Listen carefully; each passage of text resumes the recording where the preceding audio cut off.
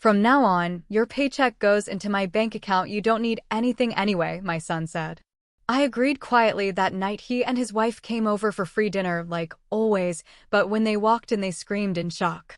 Because he wanted my bank account. And in that moment, sitting across from my own son, Caleb, I knew my life was about to shatter, not just for me, but for him too. The smell of my morning coffee still hung heavy in the kitchen air, but suddenly, everything felt cold. Caleb had just dropped a bombshell, telling me, straight-faced, that from my next paycheck, all my money was transferring to his account. As if he were proposing the most normal thing in the world. As if I, at 62, couldn't handle my own finances anymore. I just stared, searching his eyes for any flicker of doubt, any reason my boy, the one I'd raised alone, fed with my very soul, was asking for total control. Nothing. Just that calm, assured smile, like he owned the world. So I took a shaky breath and heard myself say, "Yes, Caleb, that sounds fine. I trust you." His smile widened. He stood, a quick, almost mechanical kiss on my forehead, the kind that means absolutely nothing, and said, "It's for the best, Mom. You won't have to worry about a thing. I'll take care of it all. It's for your own good." Those last words, "for my own good," echoed long after he'd left my house. That evening, like clockwork, Caleb returned. Not alone, of course, but with his wife. Just as they always did. I heard their footsteps, the familiar jingle of the key I'd given him in the lock. The door opened. Then a scream. A high-pitched, desperate sound. The cry of someone who'd just seen something impossible, realizing their carefully constructed world was crumbling. I stayed seated in my empty kitchen, in my empty house, listening to that scream bounce off the bare walls. I didn't move. I didn't need to see. I already knew. Caleb burst into the kitchen, his face ghostly pale, eyes wide and horrified. His wife followed, a mirroring mask of shock and disbelief. "Mom," he yelled. "Mom, what did you do? Where is everything? The furniture? The TV? Everything that was here?" I met his gaze, calm, with a self-possession I didn't know I possessed. I explained, in the softest voice I could muster, that I'd sold a few things. Needed the cash. After all, if he was taking over my finances, I figured I should have some money on hand first, right? His face morphed from pale to scarlet, pure, unadulterated fury. He took a step towards me. For the first time, I saw my son for what he truly was. Not the boy I'd raised, not the man I'd helped build a life. A stranger. Someone looking at me with contempt, with rage, with something that dangerously resembled hate. "You're crazy," he snapped. "Completely out of your mind. How could you sell things without consulting me? Now how are we supposed to watch TV when we come over? How are we going to be comfortable here?" That last sentence, it changed everything. How are we going to be comfortable here? Not, how are you going to be comfortable, Mom? He wasn't worried about me. Only about them. As if my home were an extension of theirs, my possessions existing for their convenience.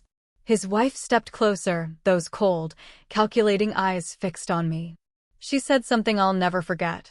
She called me selfish. Said I was only thinking about myself, that they came every week to keep me company, to make sure I was doing well, and this was how I repaid them. Selfish. Me. The woman who worked double shifts for years so Caleb could go to college.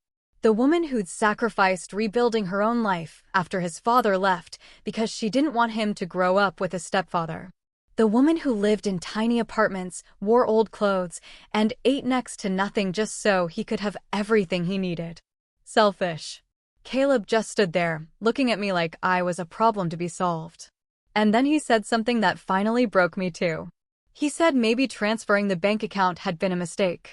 Maybe I wasn't in any condition to make good decisions. Maybe I needed more help than he thought. More help. As if I were a burden, an incapable elderly woman who needed to be controlled.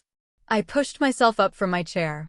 I looked at both of them and told them, in a voice louder than I expected, that dinner wasn't ready. That there was no dinner. And if they were hungry, they could go eat somewhere else. The silence that followed was thick, heavy. Caleb stared, utterly disbelieving. His wife let out a dry, bitter laugh, mumbling something about respect and gratitude. Then Caleb spoke the final line, the one that still echoes in my head when I close my eyes. He said, with a coldness I'd never known him to possess, that I should be careful. A woman my age, alone, without family who truly cared about her, could end up in a bad way. He said he was the only thing I had, and I should remember that before doing anything stupid. They left. Stormed out, slamming doors, leaving a wake of rage and veiled threats. I heard them get into the car, the engine starting, then fading into the distance. I stood in my empty kitchen, in my empty house, feeling something inside me permanently shatter. But it wasn't sadness I felt. Not desperation. It was something else. Clarity. The absolute certainty that my son didn't love me. That perhaps he never had. That I was just a resource to him. A source of money, food, convenience. I sat back down. Looked at the bare walls of my living room, the empty spaces where furniture I'd bought with my own labor once stood. And for the first time in a very long time, I smiled. Because Caleb didn't know something. He didn't know I hadn't sold the furniture for money. I'd sold it to send a message. To see how he would react. To confirm what I already suspected deep down. And he had reacted exactly as I expected, with rage, indignation, the attitude of someone entitled to another person's things. That night, in the darkness of my empty house, I made a decision. I wasn't going to scream. I wasn't going to cry. I wasn't going to beg. I was going to do something far more powerful. I was going to observe. I was going to wait. I was going to let Caleb believe he had won. And then, when he least expected it, when he was most confident, most sure of his control over me, I was going to show him who Eleanor Johnson truly was. Not the submissive mother he thought he knew, but the woman who had survived a broken marriage, poverty, and grueling hard work. The woman who knew exactly how to protect herself. The woman he should never have underestimated. There was a time I believed being a mother was enough. That the love I gave would be naturally returned, as if it were a universal law. That the sacrifices I made every day would build something solid, unbreakable, between my son and me. How wrong I was. Caleb was born on a stormy night 34 years ago. His father, the man who promised me a life together, left when the boy was barely 2.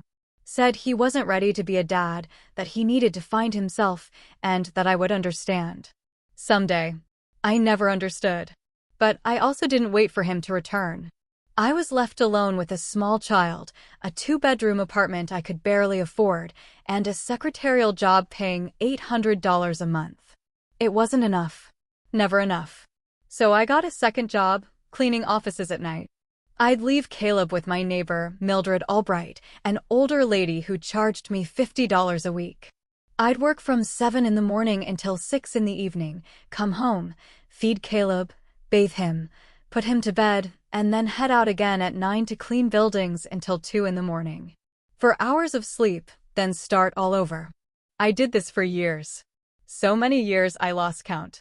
I remember Caleb always wanted the brand name sneakers the other kids wore. They cost $100. I earned maybe $1,200 a month between both jobs. $100 was almost all the money I had for groceries for 2 weeks. But I bought them for him. I didn't want my son to feel less than anyone else. I wanted him to know his mother would do anything for him. I ate rice and beans for an entire month to pay for those sneakers. When Caleb turned 18, he wanted to go to a private college that cost $10,000 a year. I didn't have that money, not even a tenth of it. But I went to the bank, took out a loan, went into debt for 4 full years of education, which I ended up paying off over 10 years. 10 years of paying a loan so my son could have a college degree. He graduated, got a good job. He earned $6,000 a month, double what I made after 30 years of working.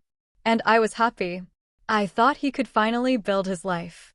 I thought I had finally done my job as a mother. But Caleb didn't move out right away. He said he wanted to save money, have a solid base before becoming independent. I told him, of course, this is your home. Stay as long as you need. He stayed 5 more years. 5 years where I kept working both my jobs. 5 years where I paid the rent, bought the food, covered the utilities. 5 years where Caleb saved every single penny of his salary because he didn't have to pay for anything. When he finally left, it wasn't to rent an apartment. It was to buy a house. A $300,000 house he paid for in cash because he'd saved all his money during those 5 free years in my home. I was proud. I told him I was proud, and I truly was. I thought I'd done well to help him. I thought now that he had his own house, maybe he could help me.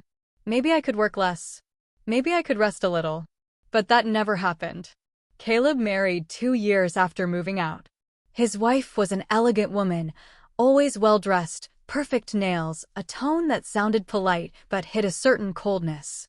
I noticed from the start she looked at me differently, as if I were somehow inferior, as if she didn't understand why Caleb came from where he came from. At the wedding, which cost $30,000, I sat at a back table, not the head table with the family. Caleb explained it was because there were a lot of important people, clients from his work, and they needed those tables. I said I understood. I smiled in photos, danced when asked, and went home alone that night, feeling strangely empty. After the wedding, Caleb's visits grew less frequent. Before, he came 2 or 3 times a week. After, once every 2 weeks, then once a month. Always in a rush, always looking at his phone, always an excuse to leave early. I didn't say anything. I didn't want to be the heavy mother, the complaining mother, the mother who didn't understand her son had his own life now. But then they started coming on Friday nights. Always around dinner time, always unannounced, always expecting food to be ready. At first, I was delighted. I thought Caleb finally wanted to spend time with me, that he finally missed me. So I cooked his favorite dishes, set the table nicely, bought dessert. But I noticed something. Caleb never came alone. He always brought his wife. And they never came to chat. They came to eat. They arrived, sat down, ate, and left. Sometimes an hour, sometimes less. I also noticed he never brought anything. Never a bottle of wine, never a dessert, never money to help with the food. Nothing. One night after they left, I calculated how much I'd spent on dinner. $15. Money I didn't have to spare. $15 meant I'd have to work extra hours. And I realized something. For Caleb, I had become a service. A free restaurant. A place where he could eat without paying, without even truly saying thank you. I began to notice other things too. When I asked him for help, he always had an excuse. When I needed him to take me to the doctor because my car was broken, he was always too busy. When I mentioned my refrigerator was making strange noises and I was afraid it would break soon, he told me to buy a new one, as if I had $500 saved for emergencies. I didn't. I barely had enough to make it to the end of the month. But the worst was my 60th birthday. Caleb arrived 2 hours late, no gift, no card, and an excuse about traffic. He stayed 20 minutes. He ate the cake I'd bought for myself because I didn't want to spend the day alone. Then he left. I cried that night. Cried like I hadn't in years because I finally understood something I'd been denying too long. To my son, I was no longer important. As just a resource, something available, waiting to be used when he needed it. And the worst part was, I had allowed it. I had set that pattern. I had never asked him for anything. Never told him I felt used. Never told him I needed more from him than just 20-minute visits and Friday night dinners. I was afraid. Afraid that if I complained, if I asked, if I demanded, he would disappear completely. And the idea of losing my son, even this son who barely saw me, terrified me more than anything else. So I continued being the convenient mother, the silent mother, the mother who was always there, always had the door open, who never caused trouble. Until that Thursday afternoon. Until Caleb told me he wanted to manage my money. Something inside me, dormant for years, woke up. A small but clear voice that told me this wasn't right. That this was the beginning of something worse. But even then, with that voice whispering, I told him yes. Because I still had hope. I still wanted to believe my son loved me, that he would protect me, that he would do the right thing. How foolish I was. The following Monday, Caleb came to my house with papers. Lots of papers. He spread them out on the kitchen table with that smile that now seemed different, less warm, more calculated. "Mom, this is simple," he said. "I just need you to sign here, here, and here.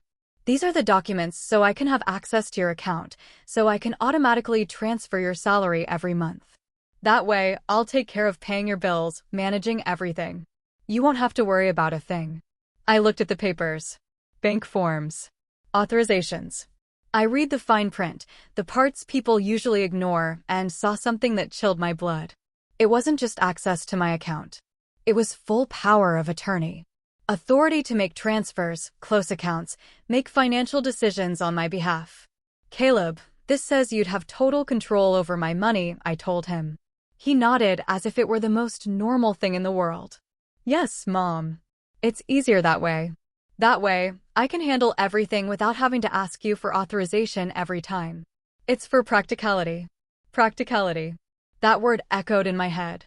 Practicality for whom? I wondered. But I didn't say it aloud. I took the pen he offered. Held it. For a moment, I was about to sign. I was about to give him everything because that's what I had always done. Trust, surrender, believe. But then I remembered Friday night. His face contorted in fury when he saw the empty house. His words. His threats. I put the pen down. "You know what, Caleb? Give me a few days to think about it. I want to read everything calmly. I want to be sure." His expression changed for just a second. A flash of irritation crossed his face before he smiled again. "Mom, there's nothing to think about. It's simple. But okay, if you want a few days, that's fine." He left then. But he left the papers as if assuming I would eventually sign them anyway. I couldn't sleep.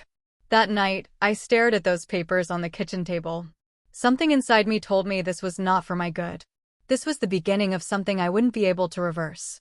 The next day, I went to the bank. Early, before my job. I asked the teller to review my account, show me all transactions for the last 6 months. She printed the papers. Several pages. I reviewed them carefully, line by line. And then I saw it. I saw it, and the floor moved beneath my feet. A withdrawal I hadn't made. $1,200, 3 months ago. Money that had left my account, and I didn't remember taking it out. I asked the teller for more details. She checked her computer and told me something that took my breath away. The withdrawal had been made at a branch across town, using my debit card. But I had never gone to that branch. And my card was in my wallet. It had always been in my wallet. Except for once. I remembered then. 3 months ago, Caleb had come to visit. I was in the shower when he arrived. I'd yelled for him to come in. The door was open. When I came out, he was waiting in the living room. We chatted, and at some point, I went to the kitchen for coffee. My wallet was in my purse. My purse was in the living room with Caleb. I felt nauseated. The world tilted strangely. This could only mean one thing. My son had taken my card, memorized or photographed the numbers, and withdrawn money from my account without my permission. I asked the teller if there was any way to know exactly what had happened. She said I needed to file a formal claim, that the bank would investigate, which could take weeks. I told her I'd think about it. I left the bank feeling like I no longer knew my own son. But I didn't file the claim. Not yet. Because I needed to be sure. I needed to know if this had been just once, or if there was more. I spent the next few days checking everything. Every piece of paper in my house. Every document, every old bank statement I'd kept in a box in my closet. And I found more things. I found that 2 years ago, when I was in the hospital with pneumonia, someone had used my health insurance for consultations. Appointments I hadn't made, at clinics I didn't know. Consultations that had exhausted my annual coverage, which was why I'd had to pay out of pocket for some medications that year. I also found a credit card in my name that I didn't remember applying for. A card with a balance of $3,000. Purchases I hadn't made, at stores I'd never been to. I called the credit card bank. Asked when the account had been opened. They said 18 months ago. Asked where the purchases were made. They gave me a list: hardware stores, electronic shops, home furnishing stores. Caleb had bought a house 2 years ago. Caleb had renovated that house. And apparently, Caleb had used my credit to do it. I sat on the floor of my room, surrounded by papers, feeling everything I believed about my life crumble. It wasn't just the money. It was the betrayal. Knowing my son had been robbing me for years. That he had viewed me as an unlimited resource. That he had never intended to care for or protect me. I cried until I had no tears left. Then I wiped my face, gathered all the papers, and made a decision. I wasn't going to confront him yet. I wasn't going to yell or accuse him. Because I knew if I did, he would deny everything. He'd say I was confused. He'd say I was senile. He'd say anything to make me doubt my own memory, my own sanity. No, I was going to be smarter. I was going to gather evidence. Document everything. Build a case so solid he couldn't deny it. And then, only then, would I act. On Friday of that week, Caleb came back, as always at dinner time. As always, expecting food ready. But this time, I had cooked differently. I made his favorite dish, chicken and rice. The same meal I used to make when he was a boy and came home sad from school. The dish that told him how much I loved him without needing words. He sat at the table with his wife. They ate. Talked about superficial things, work, the weather, a new movie. I watched them. Watched them as if seeing them for the first time. I realized Caleb ate my food with the same indifference he would eat fast food. No gratitude in his eyes. No love. Just the mechanical act of eating something free. When they finished, Caleb pulled out the bank papers again. Placed them on the table next to his empty plate. Mom, the days you asked for are up. You've thought about it, right? Sign this, and I'll take care of everything. I looked him straight in the eyes and told him, in the calmest voice, that I still wasn't sure. I needed more time. His wife scoffed. Eleanor, this is ridiculous. Caleb is just trying to help you. I don't understand why you're so distrustful. Distrustful? She called me distrustful. The saddest part was, she was right. But not in the way she thought. Caleb stood up. His expression was hard now, without the mask of a smile. Mom, this is for your own good. You can't keep managing your finances alone. It's obvious. Look how you sold the furniture without thinking. Look at the irrational decisions you're making. Irrational. Selling my own furniture in my own house was irrational. But robbing me for years wasn't? I didn't say anything. I just held his gaze until he looked away. They left that night without saying goodbye. I stayed seated in my kitchen, staring at those unsigned papers, knowing the war was just beginning. A silent war. A war I had to win. Because if I lost it, I wouldn't just lose my money. I would lose my dignity, my autonomy, my life. The days after that dinner grew strange. Caleb didn't call. Didn't visit. As if he decided to punish me with his absence. As if he believed I would break down, beg him to return, finally sign those papers. But for the first time in years, the silence of my house didn't feel empty. It felt full. Full of clarity. I spent those days reviewing every detail of my financial life. Every receipt I had saved, every bank statement, every piece of paper connected to money. And the more I checked, the more I found. I discovered that 3 years ago, when Caleb asked to borrow my ID because he'd lost his and needed to pick up an urgent package, he'd done something more with it. He'd opened a utility account in my name at an address that wasn't mine, his house. For 3 years, the electricity bill for Caleb's house had been in my name. And when he didn't pay on time, the penalties piled up on my credit score. That was why I'd been denied a small loan last year when my car needed urgent repairs. That was why my credit score had mysteriously dropped. I called the utility company. Explained the account wasn't mine, that I'd never lived at that address.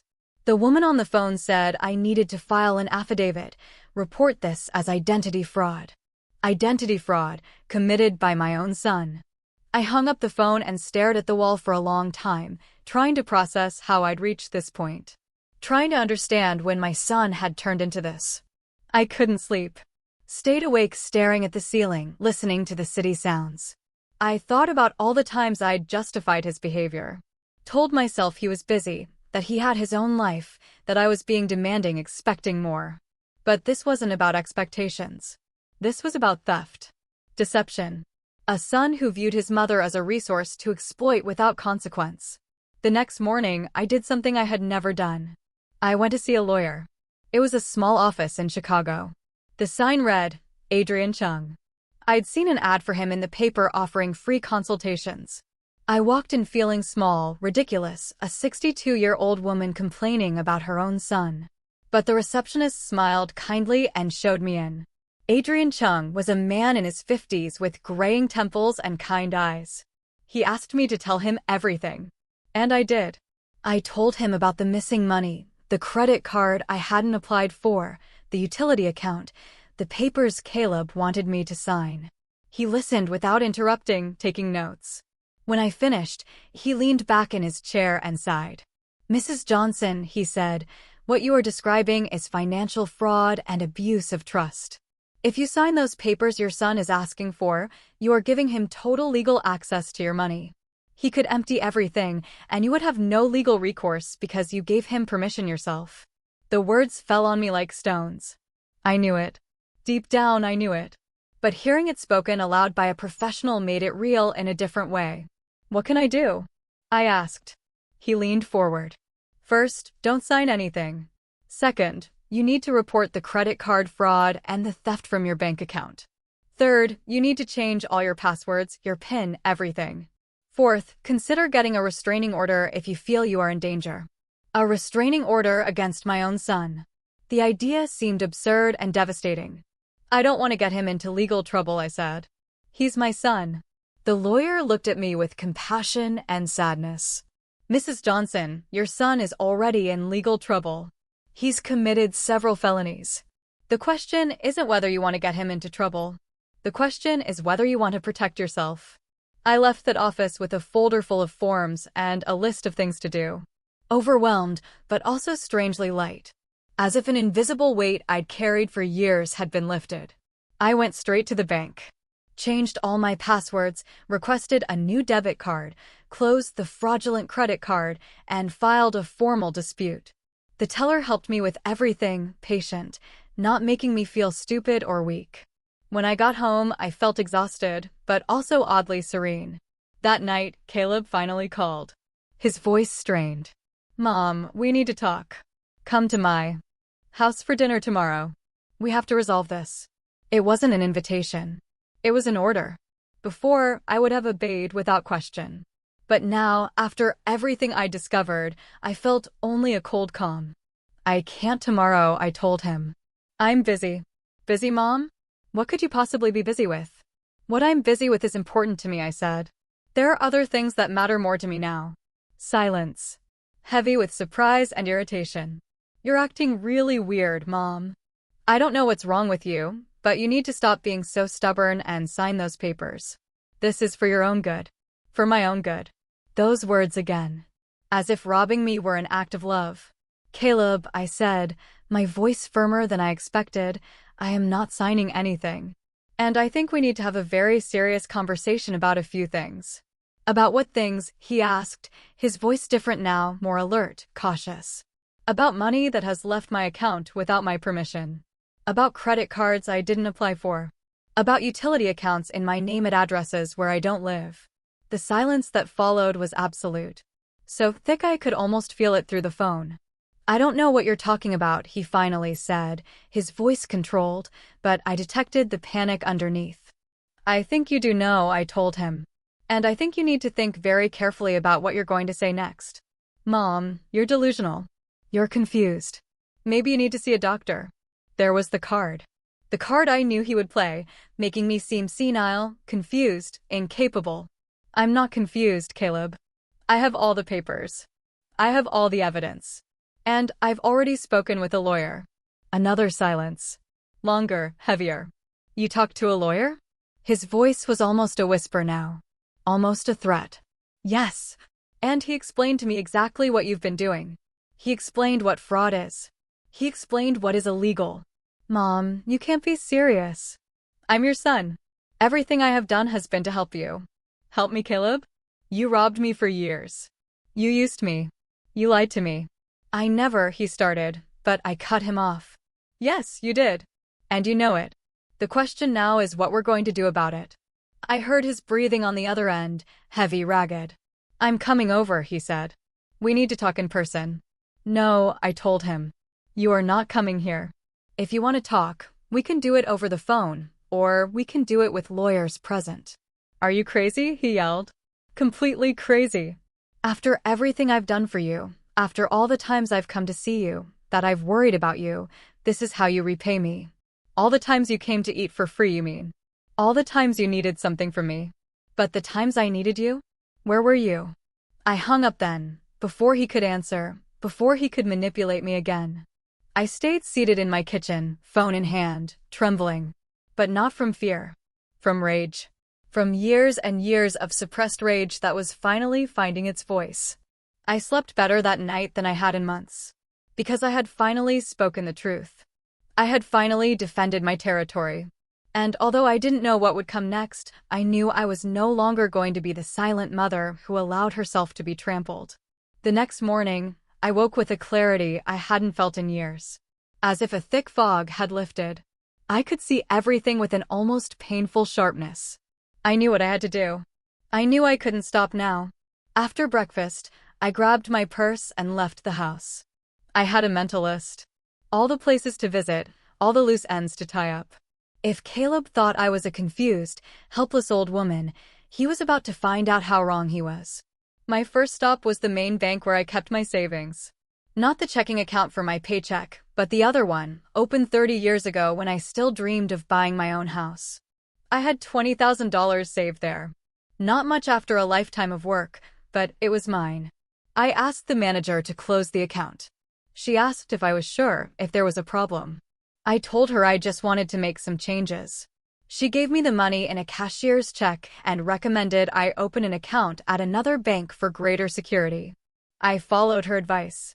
Went to a different bank, across town, one where Caleb had never been with me.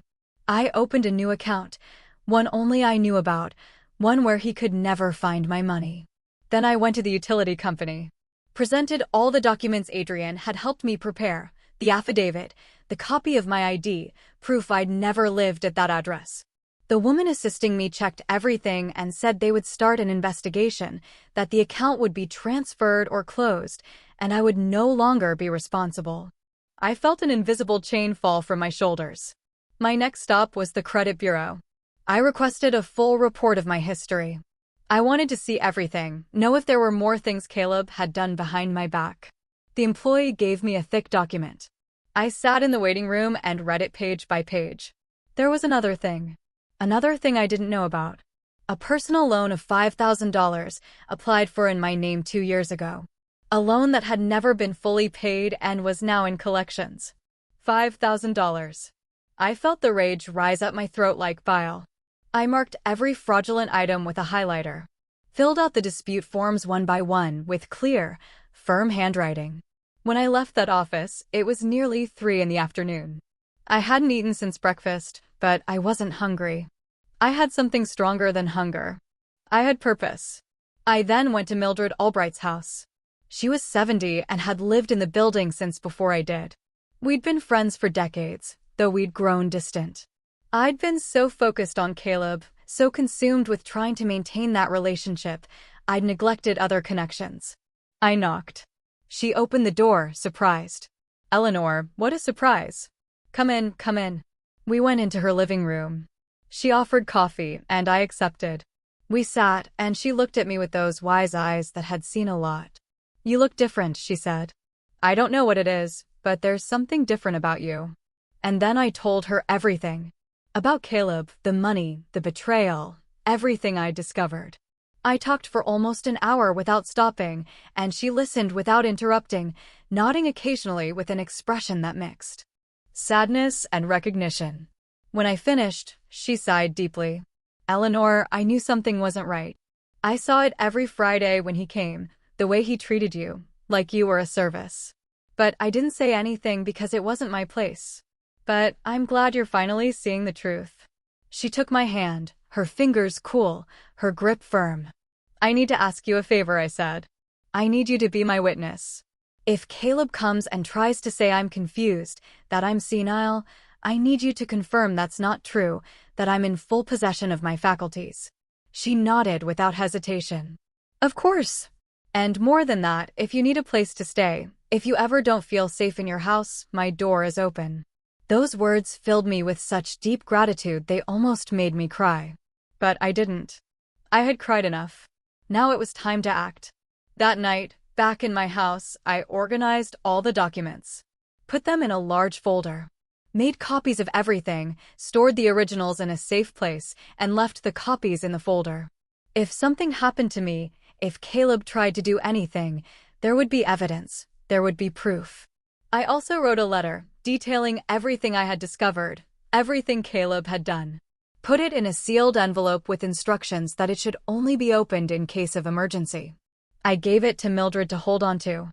I was preparing myself like a general preparing for battle because I knew Caleb wasn't going to let this go. I knew he would come, try to manipulate me, convince me, make me doubt myself. But I was no longer the same woman I had been 2 weeks ago. That woman had died the night Caleb threatened me in my own kitchen. The woman I was now was different. Stronger, clearer, more determined. On Wednesday afternoon, making tea, I heard a car stop outside. Looked out the window and saw Caleb's car. He got out, along with his wife. They looked determined. They were coming to confront me. I took a deep breath, put away my tea, and waited. The doorbell rang once, twice, 3 times, each more insistent. I opened the door, but didn't invite them in. I stood on the threshold, blocking the entrance. "We need to talk," Caleb said, his voice hard, no pretense of kindness. "I'm listening," I told him. Inside, Mom. "We're not going to talk in the hallway. We don't have anything to talk about inside. Whatever you have to say, you can say it here." His wife scoffed. "This is ridiculous, Eleanor. Stop acting like we're enemies." "You're not enemies," I replied. "Enemies are honest about their hostility.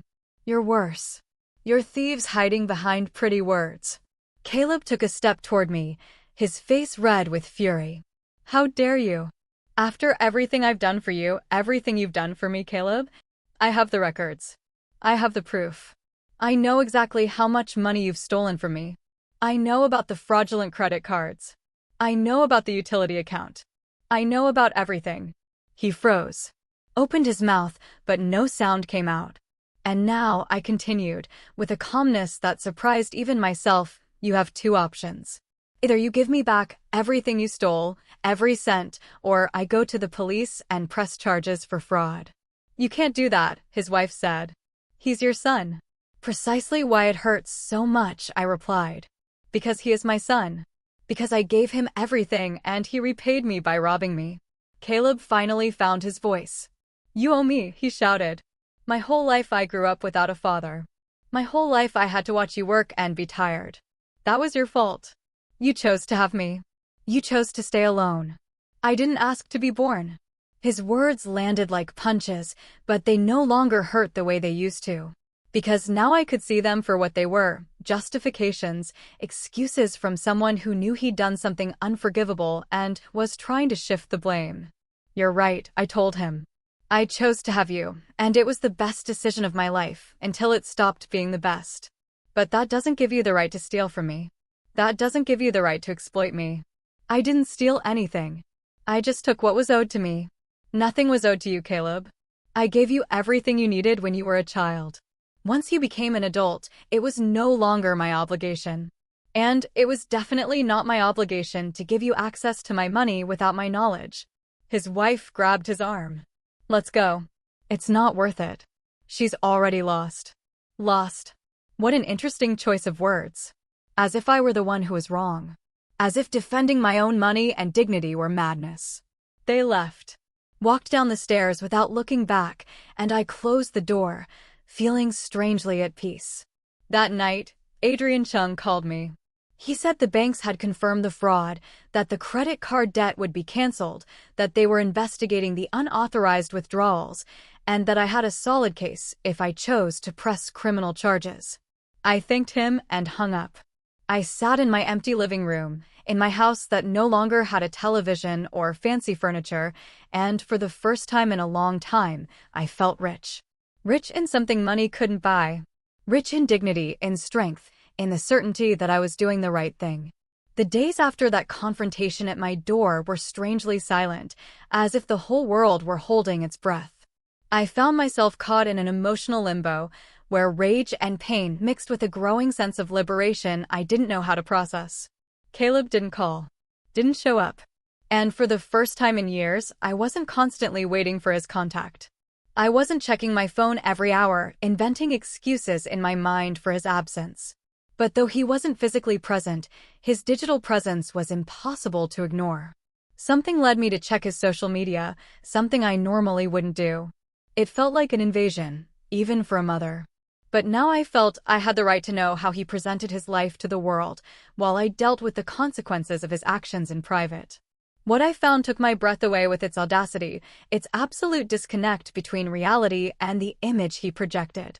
He'd posted a photo the day after our confrontation, him and his wife at a fancy restaurant, smiling, wine glasses in hand. The caption was about celebrating the release of toxic energy and surrounding oneself only with people who add value to life. As if I were the toxicity he needed to liberate himself from.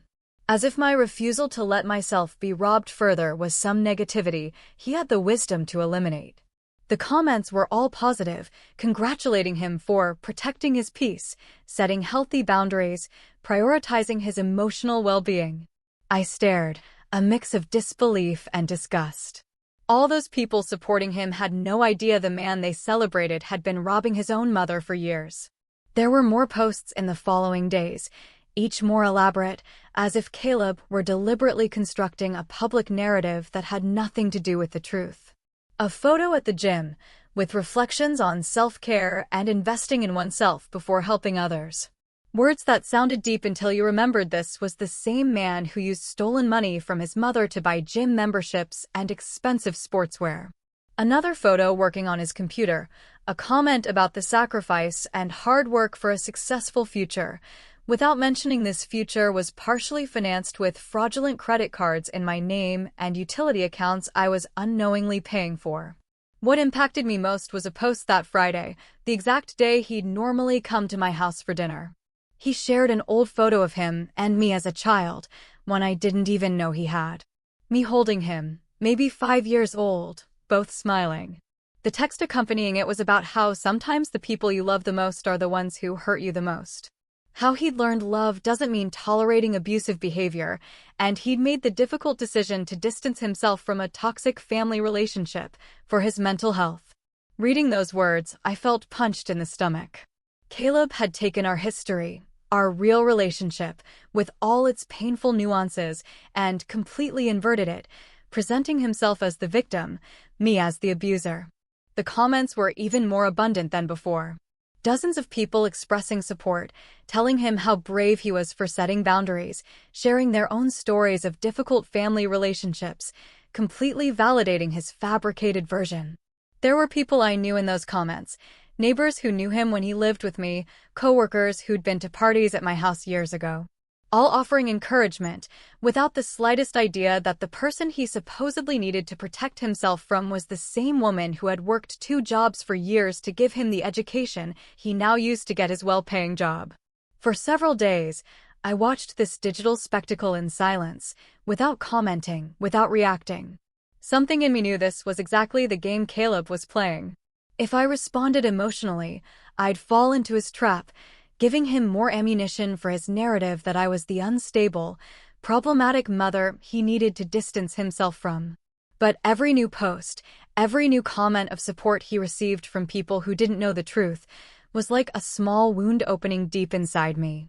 Not because I cared what those people thought of me, but because it hurt to see how easily people believed a well-told story without questioning if there might be another side. The final straw came when Caleb posted a story showcasing the house he and his wife had bought. The renovations, the new furniture, the perfectly designed garden. All presented as the fruit of their hard work and dedication. Not a single mention that a significant part of all this had been paid for with money that wasn't his, with credit fraudulently obtained using my personal information. He displayed it all with so much pride, so much satisfaction, as if he truly believed he'd earned it himself. as if he'd completely forgotten, or simply didn't care, that every brick of that house was partially built on sacrifice and theft from his own mother. I watched him live his life in those small digital windows and wondered how it was possible for someone to sleep at night knowing what they had done. How was it possible to maintain that facade of a successful, ethically correct person while simultaneously committing fraud and theft against the person who gave him life? I wondered if he ever felt guilt. If ever, in the middle of one of those fancy dinners or gym workouts, he stopped for a moment and thought about his mother, sitting alone in an empty house after having sold her furniture just to be able to eat, because her own son had been systematically robbing her for years. But looking at his posts, seeing the ease with which he built and maintained this perfect public image, I came to understand something fundamental about Caleb. Something I may have always known on some level but never wanted to admit. My son had developed the ability to create parallel realities in his mind.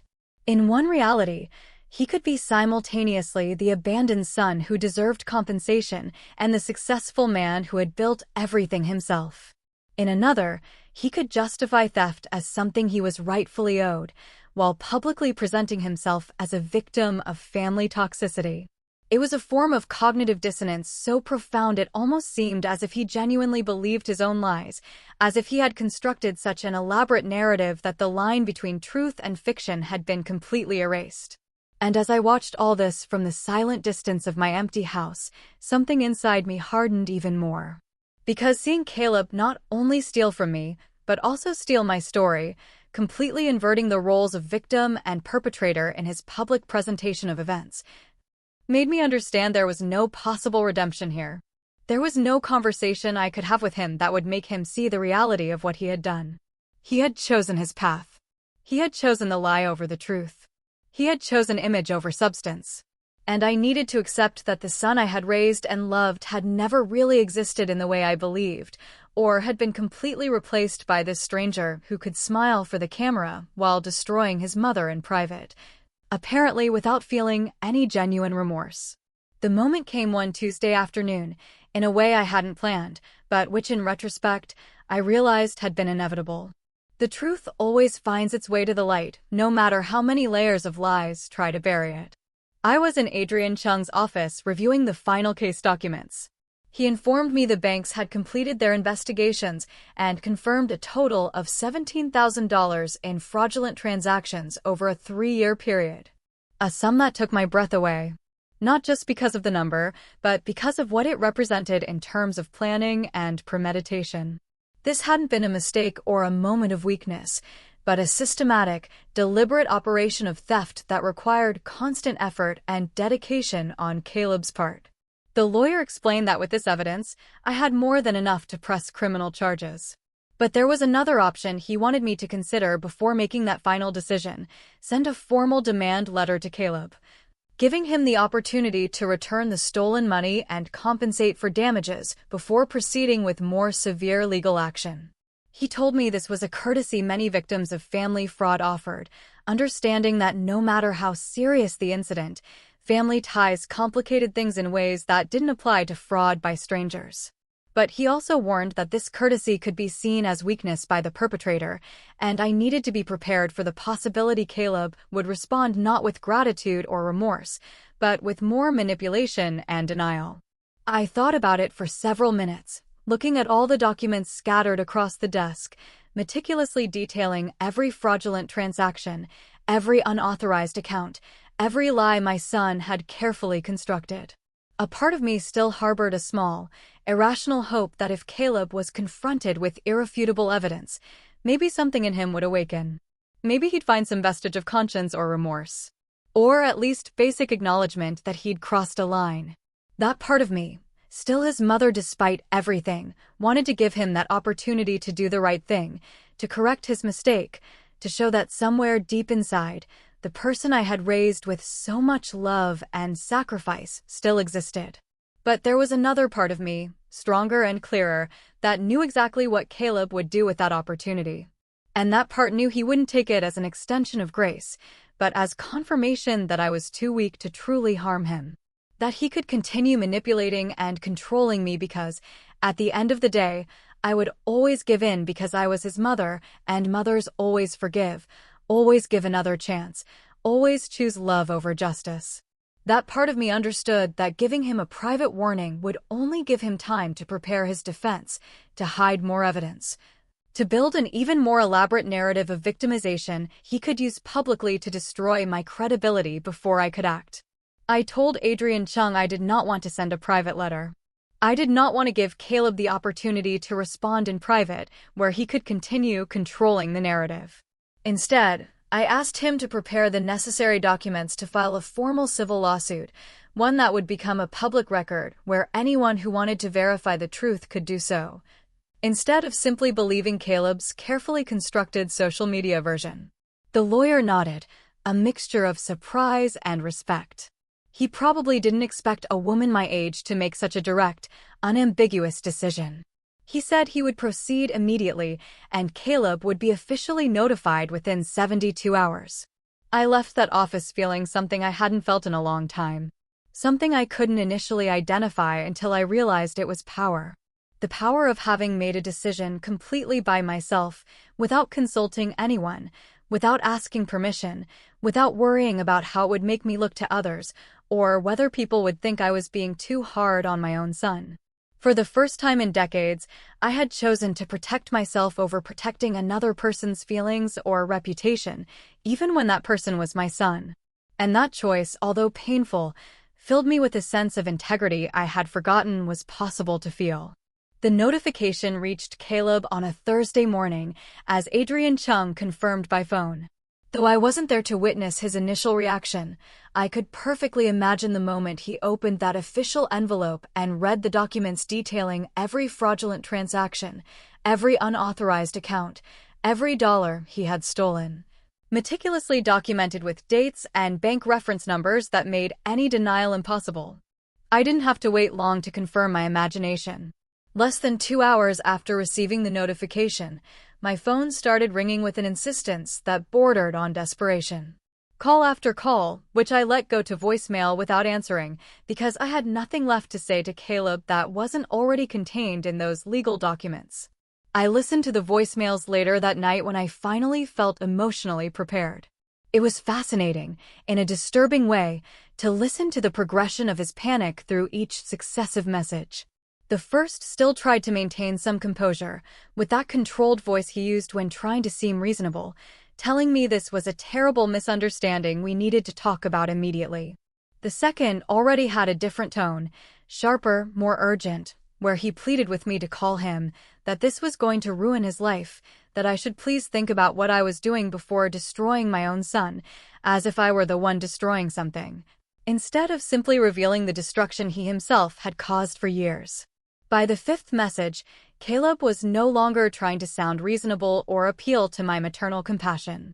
He had completely devolved into rage and barely veiled threats, telling me I was going to regret this, that he had his own lawyers who would prove I was a senile old woman who didn't know what I was doing, that he was going to fight this with everything he had, and that in the end I was going to look like the villain.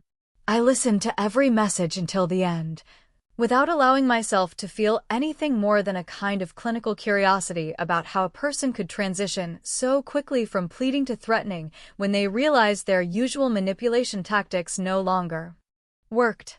The following days were a whirlwind of legal and emotional activity because Caleb didn't stand still. He began his own counterattack campaign, starting by publishing a long, elaborate statement on his social media about how he was being victimized by a terrible injustice perpetrated by a mother he supposedly loved, but who was now legally attacking him for reasons he couldn't fully comprehend.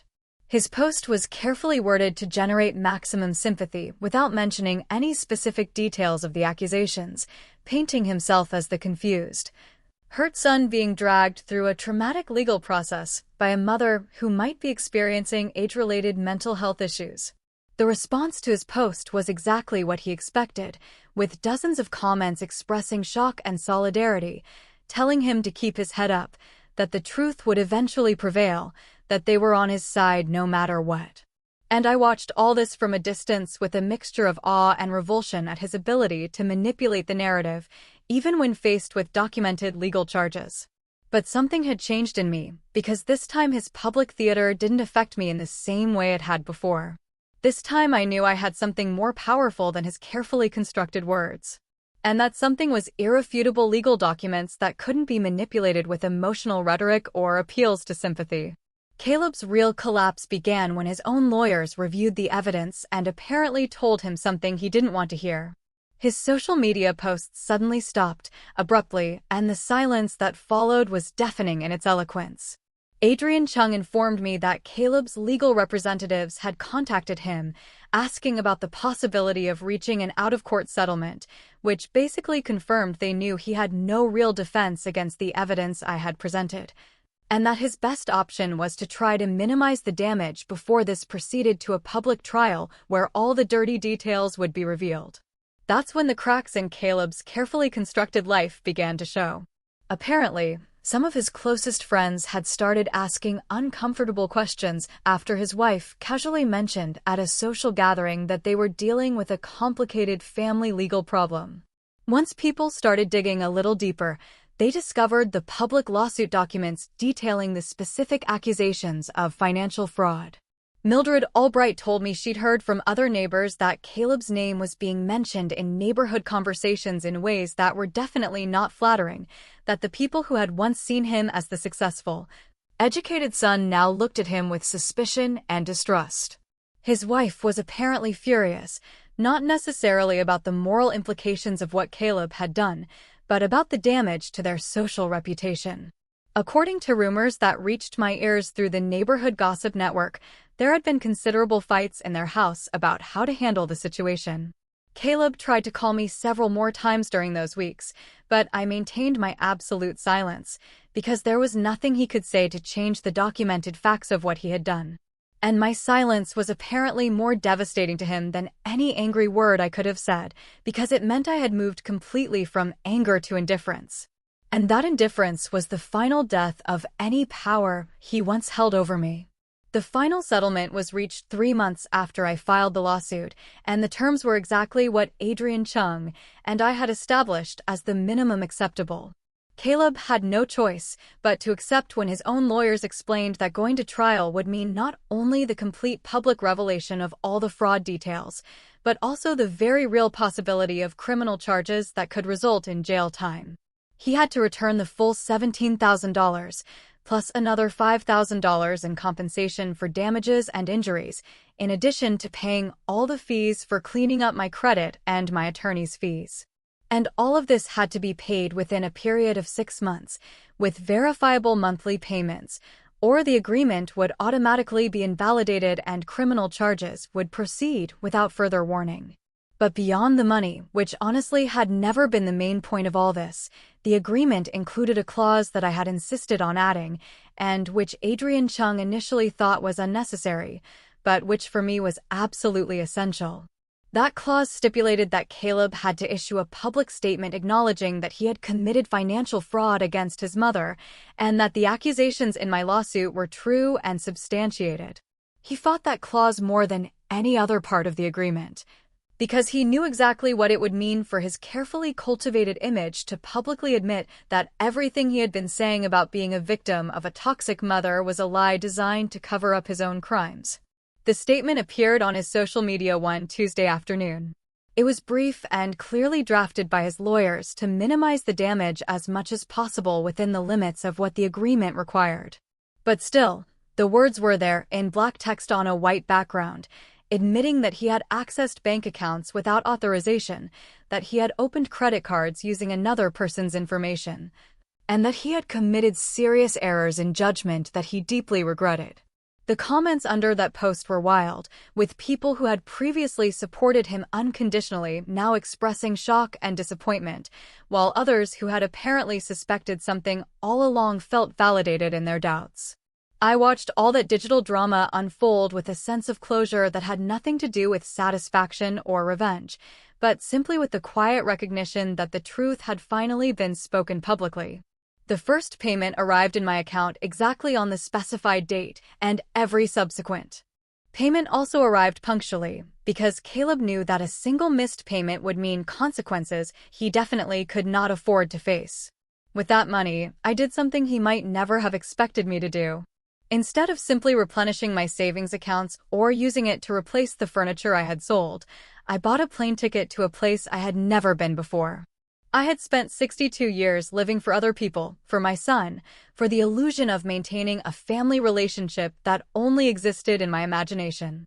And now, for the first time in my adult life, I had the freedom and the resources to live exactly as I wanted, without having to justify my decisions to anyone. I bought a small house in Santa Monica, 3 hours from where I had lived all my life. A house with 2 bedrooms and a garden where I could finally plant the flowers I had always wanted but never had time to care for when I worked 2 jobs. The house cost $200,000, which I paid for in cash using a combination of Caleb's payments and the savings I had managed to protect in my new bank account. When I signed the purchase papers, I felt something I could only describe as a rebirth. Because this house was mine in a way no other place had been mine before. Bought with money that had been returned through justice, not earned through endless sacrifice. Caleb tried to contact me one last time after the final payment was made, completely fulfilling the terms of the agreement. This time I answered the phone because I knew there was nothing left he could take from me or use against me. His voice sounded different, smaller, more humble when he asked if we could ever truly talk, if there would ever be a possibility of some kind of reconciliation. I listened to his question in silence before responding with words I had been preparing in my mind for months. I told him that the son I raised either never truly existed or died somewhere along the way, replaced by someone I didn't know and didn't want to know. I told him that while I wished him peace and growth in his life, that peace and growth would have to happen far away from me, because I had closed that door not out of hatred but out of self-love. There was a long silence after my words, and then a sound that might have been a sob or simply ragged breathing before he hung up without saying anything else.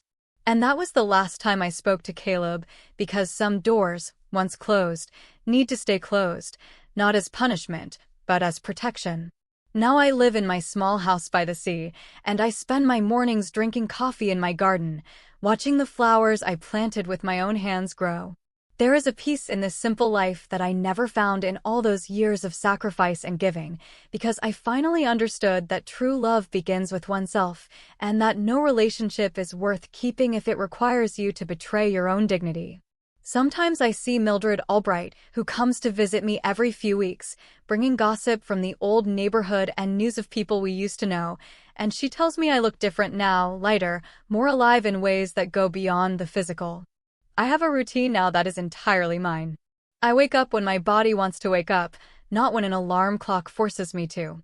I cook meals that I like, not thinking about someone else's preferences. I spend my afternoons reading books I always wanted to read but never had time for. And in the evenings, I sit on my small porch, listening to the distant sound of the waves and feeling a deep gratitude. Not for what I have in material terms, but for what I finally understood about my own worth. This is my victory.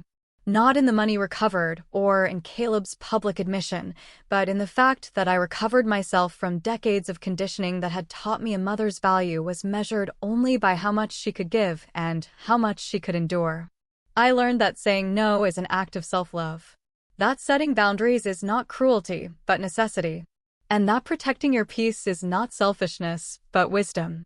And now I live every day as a testament to those lessons. Learn too late, but not too late to matter. I closed that door on Caleb not out of vengeance, but out of dignity. And that distinction makes all the difference, because it means I won not by making him my enemy, but simply by refusing to continue being my own victim. What boundaries have you had to set to protect your own peace?